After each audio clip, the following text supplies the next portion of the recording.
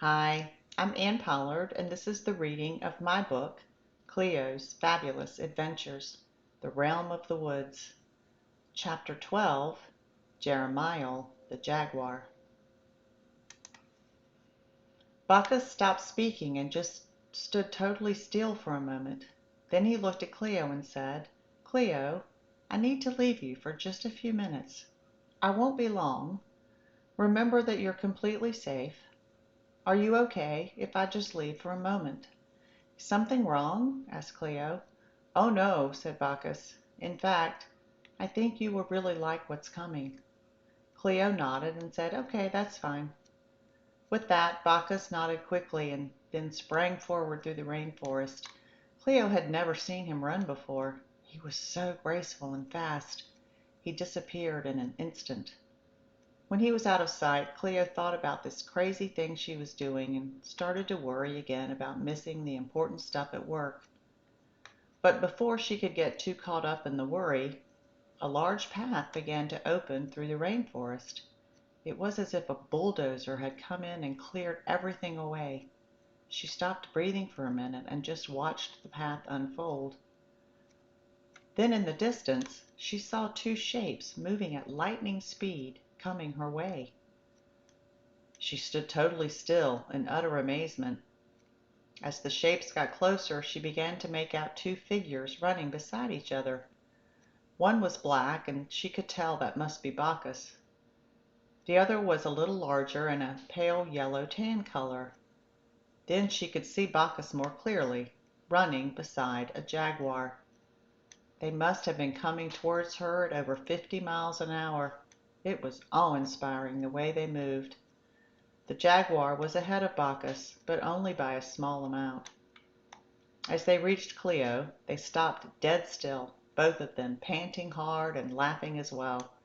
If they were racing, the jaguar clearly won. After taking a few minutes to breathe and calm down, they both laughed a hearty laugh. Cleo started laughing just looking at them.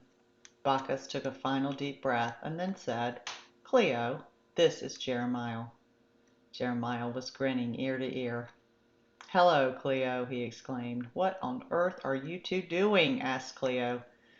Bacchus explained, Well, Jeremiel is a very good friend and a little competitive. So when we are able to see each other, we have to see whether he's still faster than I am. And it seems he still is. He's like a brother to me, even though he's a jaguar and I'm a panther. But I can still climb trees faster than he can, laughed Bacchus. They were so similar, Cleo smiled at them both. Jeremiel was larger than Bacchus, and his body was stockier. Bacchus was very muscular but slender. Jeremiel had a broader forehead, and his jaw was wider. His legs were also stockier than Bacchus. His color was tan and yellow except for his chest, which was white, and he had black spots all over his body. So, Jeremiel, asked Cleo, do you win every time you and Bacchus race? Oh, yes, said Jeremiel, but we have so much fun with it, and it's good to get the blood pumping. He's a good inspiration. It helps me push myself to be better, both physically and mentally. But I do try to show him a little mercy. If you set your intention and focus on what you really want, you can stay with it until it's done. And I love to focus on winning with a good heart. Cleo said, Oh, I dated a guy once that was super competitive, but I don't think he really had a good heart. We fought a lot, and he always had to be right. It got so bad that I started hating him for acting so stupid all the time. Jeremiel said, That's interesting, Cleo. Can you tell me more about it? Cleo sighed. Well, it started out nice, I guess. It was fun to have someone who would push me and challenge me.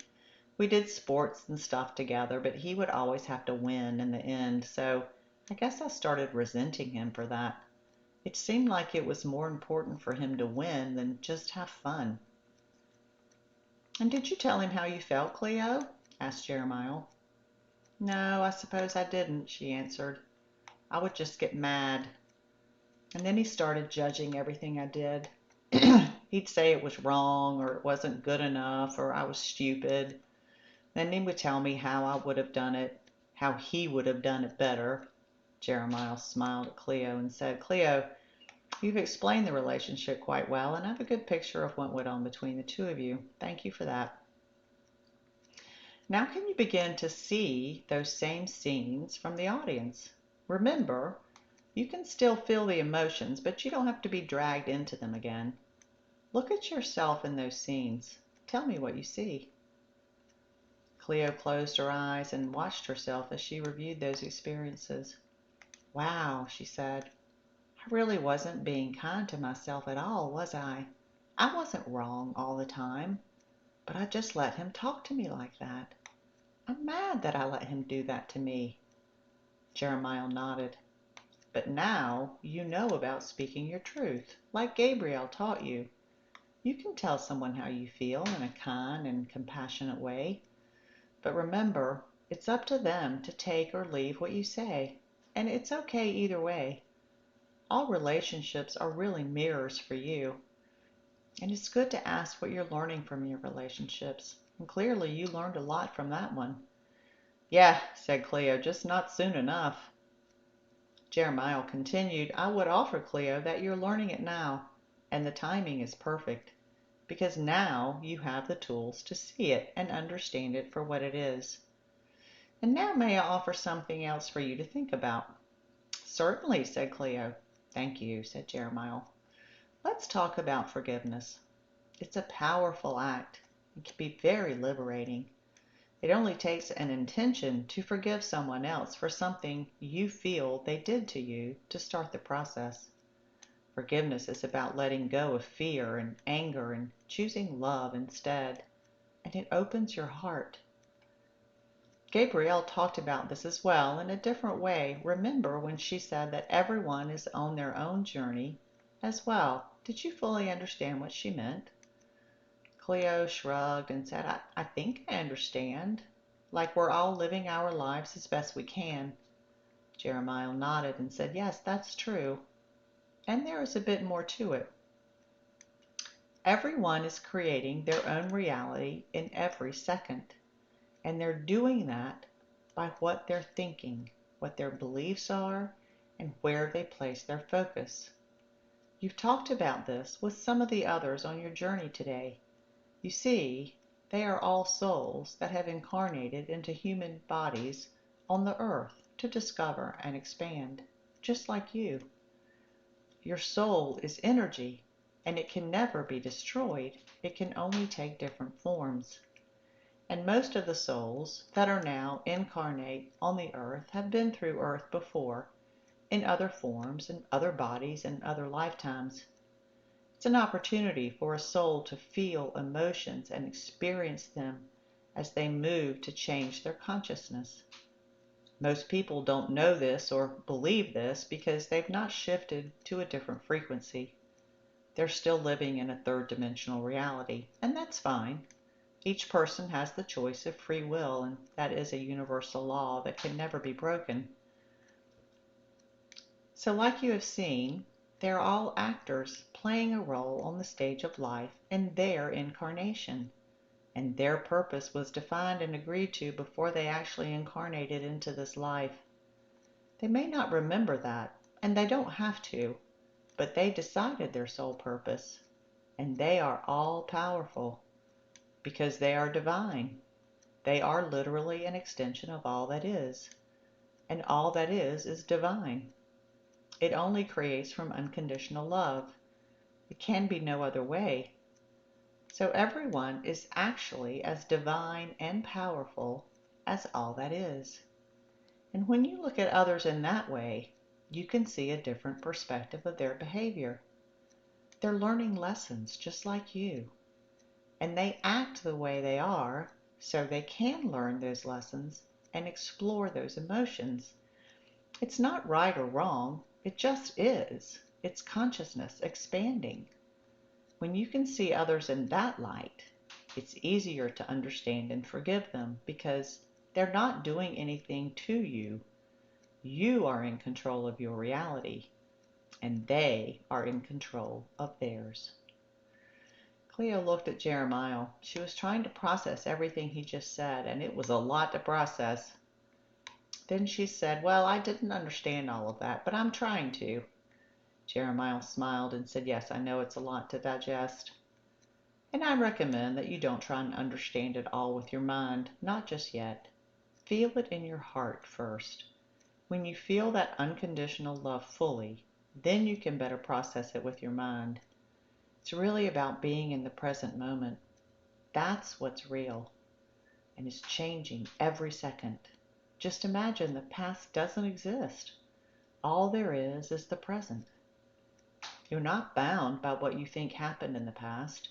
You're free to choose whatever you want right now, in this new moment. And when you forgive others in that light, you free yourself from judgment of them, and you regain your own power. But more importantly, Cleo, you can also forgive yourself. And that is the other key to your power. You humans are so hard on yourself for the past choices you've made. But when you can see those as opportunities for learning and healing, instead of judging yourself for doing something you think is wrong, you can walk back to love. Love for yourself. Because you are divine. You are perfect. All that is does not make mistakes. So see yourself as the divine being that you are. And know that everything has happened at the perfect time with the perfect people. They are your mirrors. Remember that everyone is your mirror. They could be there for different reasons, but they are your mirror. They're there because you needed them to be there for your adventure. Think about what you learned from your boyfriend. Look at it from the audience and see if you can tell me why you think he was a mirror for you. Cleo thought for a minute. Then she said, "Well, he was very competitive and sometimes very harsh. If I'm honest with myself, I have those qualities too. Like at work, I can be really driven to get things done, and I compare my work with the people that I work with. I can see how I judge them for not doing the things I think they should. I can see how I think I'm doing more work and better work than them. And I can be harsh when they don't complete things when they said they should." "Wow, that's really eye-opening," Jeremiel said. "That is very honest and insightful, Cleo. Now you see things from that higher perspective, from the perspective that Haniel showed you. And you can choose to be different with them and with yourself. Humans have been conditioned into a consciousness of competition, lack, and fear.